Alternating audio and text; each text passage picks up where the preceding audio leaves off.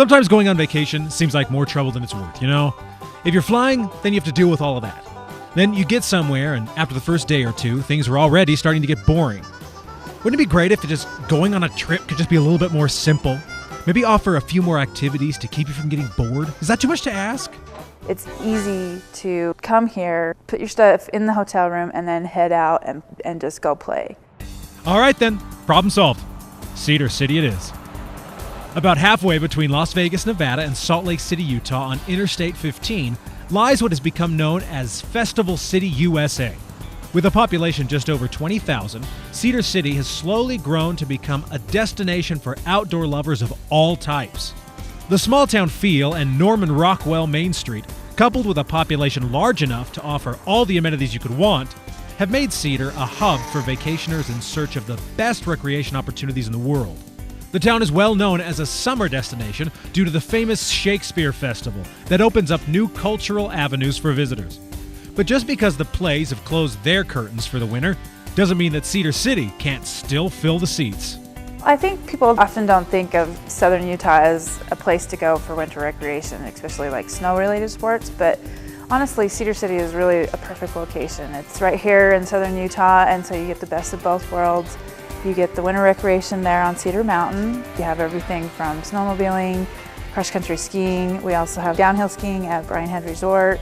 But then you can go a few miles to the south and you've got all the beauty of the national parks and the warmth of the southern Utah region. So it really is the perfect hub to enjoy really what makes Utah special and unique. Bryan Head Resort, about 20 miles east of Cedar on Highway 143, is of course well known for its skiing. But for many families, particularly those with young children, skiing isn't necessarily in the cards. Now don't worry though, when it comes to making things easy, they've done their homework. Bryan Head actually was the first resort in Utah to develop a snow tubing hill. It's a lot of fun. You pay for a 2-hour pass, and they have a rope tow that pulls you to the top of the hill, and there's 6 lanes, and you can jump on your tube and race down, and it's a lot of fun. Skiing and tubing may be the centerpieces of Bryan Head, but it's only the starting point for some powderhounds. Utah State Parks grooms the Cedar Mountain and East Fork Snowmobile Complex, with trails going all the way to Duck Creek Village on the other side of the mountain.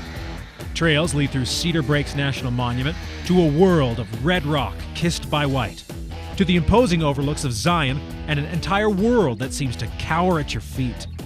We get a wide variety of people in Bryan Head who come from all different places all over the world. So we get a lot of people who have never seen snow or never ridden a snowmobile. We offer guided tours, go over how to operate a machine and how to ride it and how to lean, and give them a good once-over so their first snowmobile experience will be a fun one. And they're grooming the trail all the way from Bryan Head to Duck Creek. We even offer an all-day tour that goes to Duck Creek and back, and we have people come from Duck Creek over and back, and it's a 70-mile trip. I know we've all been on vacations where we get home at the end and feel like we still need a vacation. Too many trips are like that, just complicated. With Cedar City, so many of those issues are solved. Posh resorts, beautiful surroundings, options for snow play, or head south a few minutes and bask in the sun. There you have it. Finally, a trip worth taking that really does make life easy. Lots of things to do, lots of variety and appeal for lots of different people.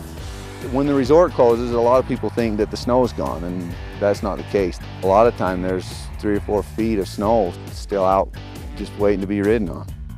We make it easy here in southern Utah. You don't have to have a machine, you don't have to have the equipment. You can really show up and just get right onto the hill. I mean, you can be downhill skiing, you can rent your equipment here, and then you can run to the southern part of the state down to Dixie, and you can golfing, you know, in the same afternoon. Where else can you go out and have winter recreation and have red rocks in the background? So, and that's what you get in southern Utah. From Festival City, USA, I'm Stephen Heumann for AYL.